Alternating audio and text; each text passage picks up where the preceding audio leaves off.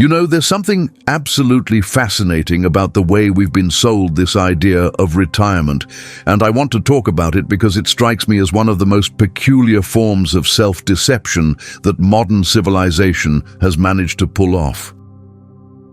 We've been taught to think of our lives as a kind of delayed gratification machine, where you put in your time, you follow the rules, you climb the ladder, and then at the magical age of 65, freedom arrives like a package delivered to your door. But here's the thing that nobody wants to tell you. This whole setup is based on a fundamental misunderstanding of what freedom actually is. It's like we've confused the map with the territory, mistaking a social convention for a law of nature. Now, if you really think about it, what we call retirement is nothing more than a very clever way of organizing human energy for maximum productivity. It's not actually designed for your benefit at all, despite what the brochures and financial advisors might tell you. The system needs workers, and it needs them to be predictable, reliable, and completely invested in the idea that their sacrifice today will pay off tomorrow.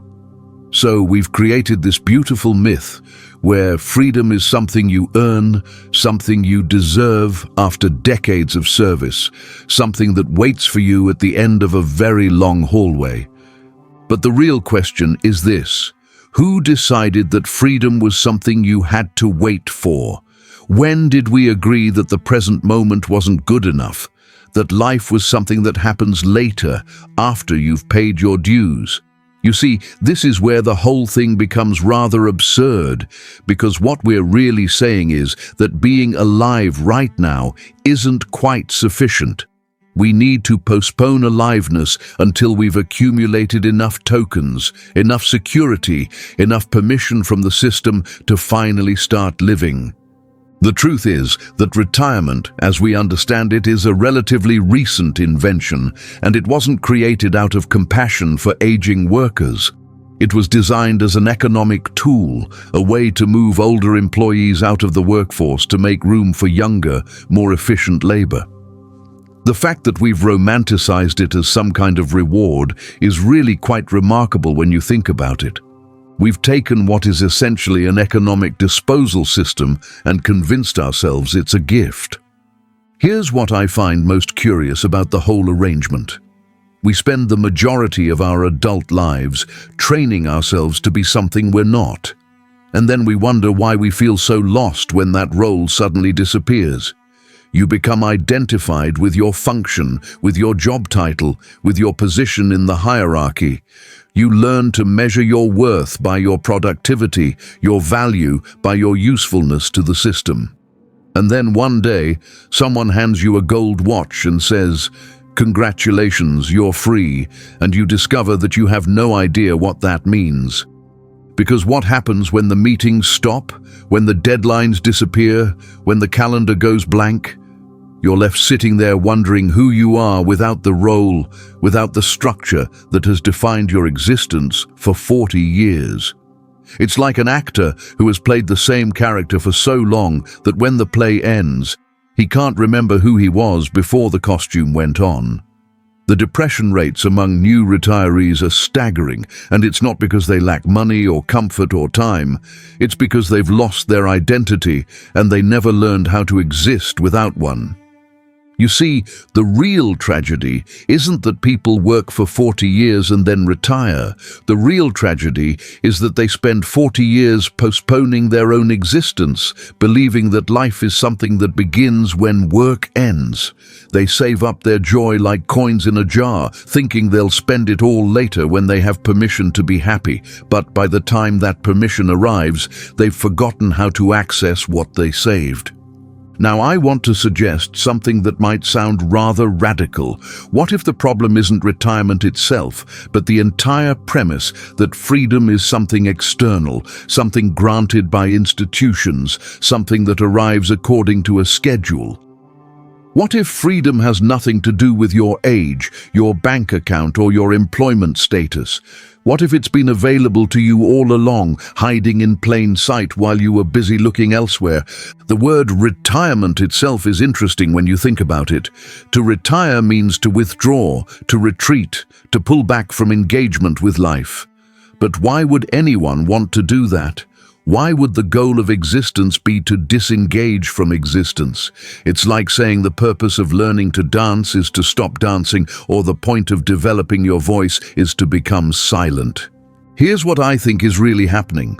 We've created a culture based on the idea that struggle equals virtue, that suffering today justifies pleasure tomorrow, that the natural state of human beings is to be slightly miserable in service of some future reward, and retirement becomes the carrot dangling from the stick, the prize that makes all the struggle seem worthwhile.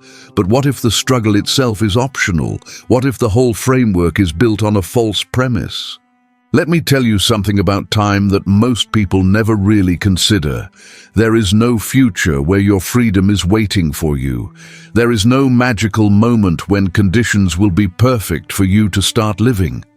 The future is a concept, a mental construction, a story you tell yourself about what's coming next. But life, actual life, is happening right now, in this moment, in this breath, in this very second, as you hear these words. When you postpone your aliveness until retirement, you're essentially saying that the present moment isn't good enough, that now needs to be improved before it can qualify as real life. But here's the thing. The present moment is all you've ever had. It's all anyone has ever had. The past is memory. The future is imagination, and everything that has ever happened to you has happened in some version of now. The retirement myth teaches you to live as if you're in a waiting room, as if your real life is scheduled for later. But waiting rooms exist for delays, for problems, for situations that need to be fixed. Is that really what you want to make of your existence? An extended delay before the main event? A long pause before the music starts? What's particularly fascinating is how this whole system trains you to disconnect from your own natural rhythms and instincts.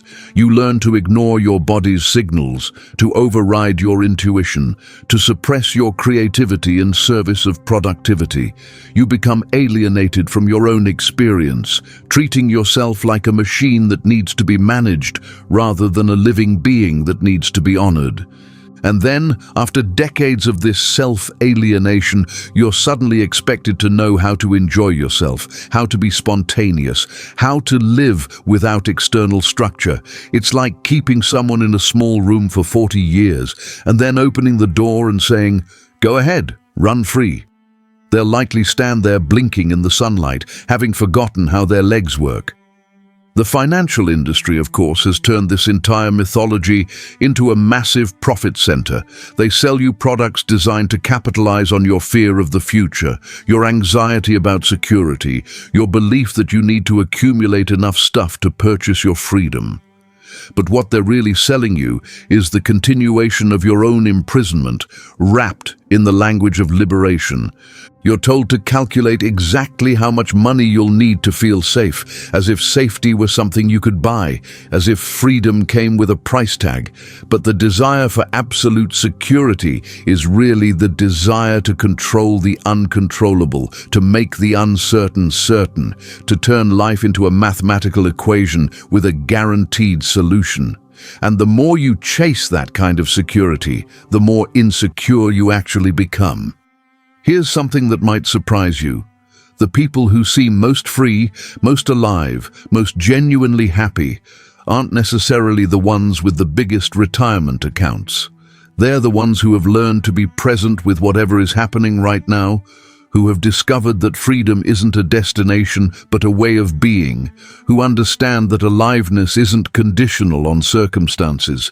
Because here's what nobody tells you about the retirement dream: even if everything goes according to plan, even if you save enough money and maintain your health and get to travel the world, you're still going to be the same person who postponed their life for 40 years. The habits of delay, the patterns of postponement, the inability to be fully present don't magically disappear when you reach a certain age. If anything, they become more entrenched. Think about what happens to most people when they finally reach that golden finish line. They've spent decades following someone else's schedule, living by someone else's priorities, measuring success by someone else's standards. They've become experts at delaying gratification, at postponing pleasure, at living for tomorrow rather than today. And then suddenly they're supposed to reverse all of that conditioning and become spontaneous pleasure seekers. It's rather like training a dog to sit and stay for 40 years, then wondering why it doesn't know how to run and play when you finally let it off the leash. The capacity for joy, for spontaneity, for present moment awareness, these aren't skills you can put in storage and retrieve later. They atrophy from disuse, like muscles that haven't been exercised. So what's the alternative? Well, first you have to recognize that the whole framework is optional. You don't have to organize your life around other people's definitions of success. You don't have to accept that struggle is virtuous or that suffering today guarantees happiness tomorrow. You don't have to believe that freedom is something you earn rather than something you are. The real revolution happens when you start living as if you're already free, as if the present moment is already sufficient, as if your life is happening right now rather than later. This doesn't mean being irresponsible or ignoring practical concerns. It means recognizing that responsibility and joy aren't opposites, that planning for the future and being present aren't mutually exclusive. What I'm suggesting is that you retire from the mentality long before you retire from the job. You stop identifying yourself with your function. You stop measuring your worth by your productivity. You stop believing that your value depends on your usefulness to systems that don't really care about your well-being. You remember that you are not a human doing, but a human being. This requires a certain kind of courage, the courage to be nobody special, the courage to exist without constantly justifying your existence, the courage to be present without needing to achieve anything. It's the courage to recognize that you are not separate from the universe that produced you, that your consciousness is not an accident, but an expression of the cosmos becoming aware of itself. When you really understand this, when you really feel it in your bones, the whole retirement mythology collapses like a house of cards. You realize that you've been searching for something you already have, waiting for permission you never needed, postponing an aliveness that is your birthright. You see that freedom isn't a reward for good behavior, but the natural state of a being who has remembered what they are. And what are you? You are the universe experiencing itself subjectively, the cosmos awakening to its own nature through the particular arrangement of matter and energy that calls itself by your name. You are not a separate thing struggling to survive in an alien environment. You are an expression of the whole thing, a wave on the ocean of existence, a note in the infinite symphony of being. But we've been taught to see ourselves as separate, as isolated fragments struggling against an indifferent cosmos. We've learned to think of consciousness as an accident, intelligence as a fluke, love as a chemical reaction. This materialistic reductionism, the idea that you are nothing but a bag of meat with electrical impulses, serves the system very well because it makes you easier to control, easier to frighten, easier to convince that you need external salvation. If you believe you're just a biological machine that randomly emerged from primordial soup, then of course you'll cling to retirement planning like a life raft. If you think consciousness is just brain chemistry and death is total annihilation, then naturally you'll be desperate to accumulate enough security to feel safe. But what if those fundamental assumptions are wrong? What if consciousness isn't produced by the brain, but rather the brain is something consciousness is doing, like a whirlpool is something a river is doing? What if intelligence isn't an accident, but an inevitable expression of the universe's tendency toward greater complexity and awareness? What if you are not in the universe, but the universe is expressing itself as you? Once you get this, really get it, your entire relationship to time changes. You stop living in the future and start living in the eternal now. You stop postponing your life and start participating in it. You stop waiting for permission and start giving it to yourself. You stop measuring your days and start savoring them. This doesn't mean you become careless or irresponsible. If anything, you become more responsive to what life is actually asking of you, rather than what you think it should be asking. You make decisions based on aliveness rather than fear, on love rather than security, on presence rather than postponement. You discover that when you stop trying to control everything, everything starts working much better. Consider how nature operates. Does a tree worry about its retirement? Does a river save up its flow for later? Does the sun punch a time clock and count the days until it can stop shining? The natural world operates from a completely different paradigm, one of spontaneous expression, cyclical renewal, and present-moment responsiveness. You might say, but I'm not a tree or a river. I have bills to pay, responsibilities to meet, a family to support. And of course, that's true. But notice how you've been conditioned to see these responsibilities as burdens that prevent you from living rather than opportunities to express your aliveness in relationship with others. The retirement myth teaches you to see work as something you endure in order to earn the right to live. But what if work could be a form of play, a way of contributing your unique gifts to the world? This is where most people get confused. They think awakening to their true nature means abandoning all practical concerns and floating around in some blissful spiritual bubble. But that's not what I'm suggesting at all. What I'm pointing to is a fundamental shift in your relationship to activity itself, from doing things because you have to doing things because they arise naturally from your being. When you're truly present, when you've stopped postponing your aliveness, work becomes a form of meditation, relationships become opportunities for love, and even mundane tasks become expressions of consciousness playing with itself. You're no longer enduring life in order to earn a future reward. You're participating in life as the creative expression of whatever you fundamentally are. The beautiful thing about waking up from the retirement lie is that it can happen at any age, in any circumstances, regardless of your bank balance or your employment status. It's not dependent on external conditions because it's not really about retirement at all. It's about remembering how to be alive while you're alive, how to be present while you're present, how to be free while you're free. But here's what's really fascinating. The moment you stop postponing your life, the moment you start living from presence rather than planning, practical concerns often begin to resolve themselves in the most unexpected ways. When you're no longer driven by fear and scarcity, when you're making decisions from aliveness rather than anxiety, you tend to create circumstances that are actually more secure and sustainable than anything you could have planned. This isn't magical thinking or wishful optimism.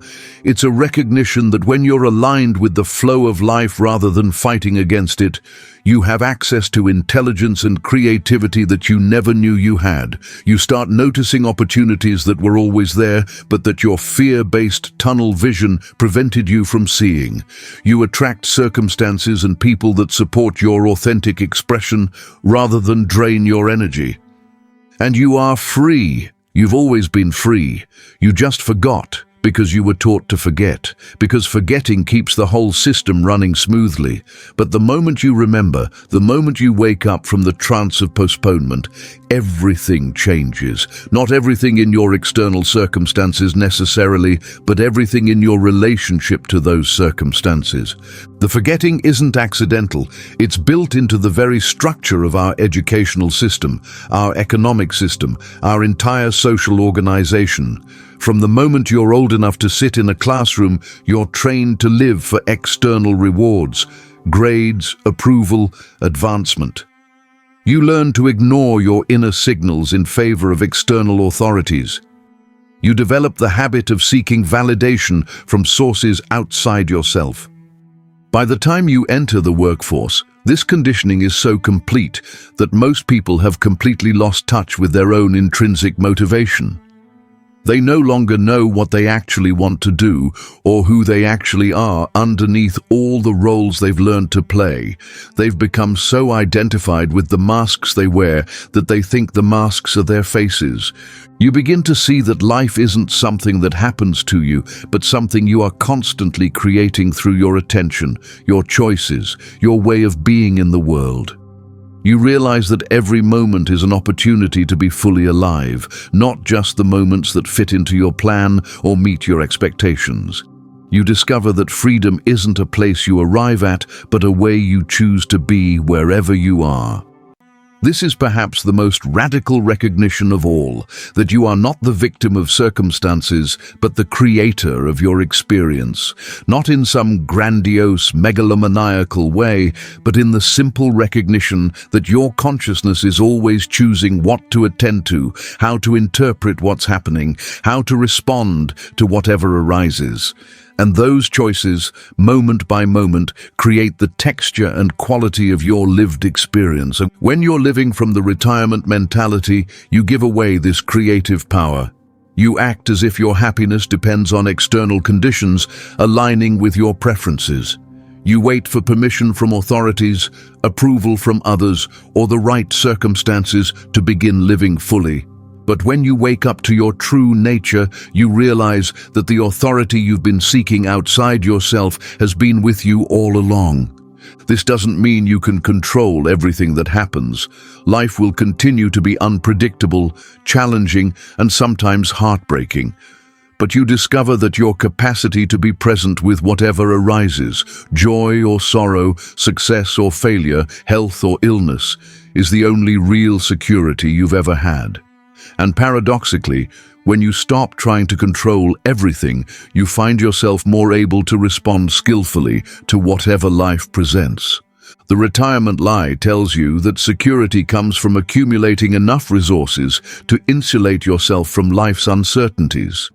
But the deeper truth is that real security comes from developing the capacity to be fully present with uncertainty itself. When you're no longer trying to avoid the fundamental instability of existence, you discover an unshakable stability in the midst of constant change. So here's my invitation to you. Stop waiting. Stop postponing. Stop believing that your real life is scheduled for later. Your real life is happening right now, in this moment, in this breath, in this very second as you consider these words. The retirement lie would have you believe otherwise, but the retirement lie is just that, a lie designed to keep you productive and compliant, and forever just a little bit out of reach of your own aliveness. The invitation is to begin right now, wherever you are, whatever your circumstances. You don't need to quit your job or abandon your responsibilities or make any dramatic external changes. You simply need to wake up to the life you're already living, to the consciousness you already are, to the freedom that has never actually been absent.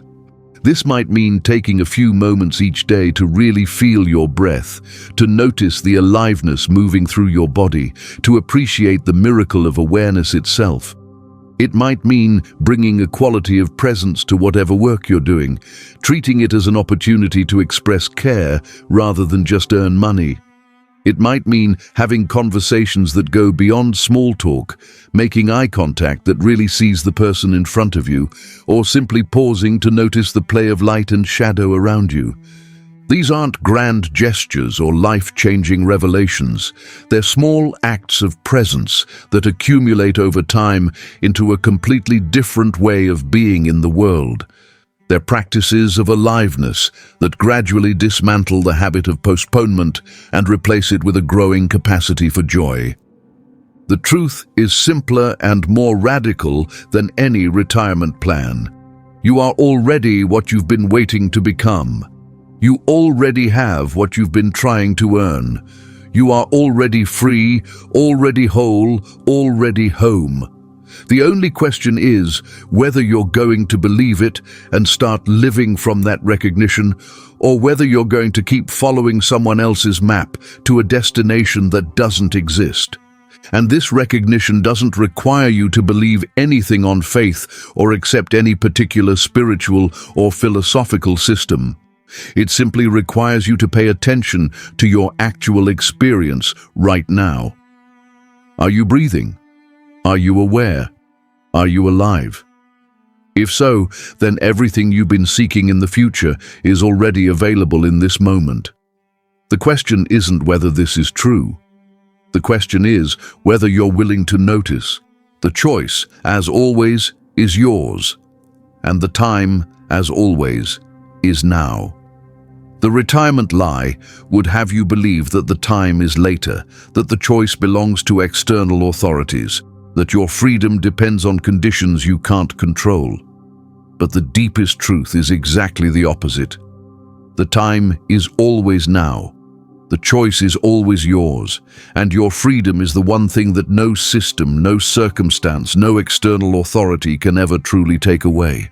What remains is simply to live from this recognition, to make each moment a practice of presence, to treat each day as an opportunity to be fully alive rather than partially waiting. This is the real retirement, not from life, but from the lie that life is something other than what's happening right now.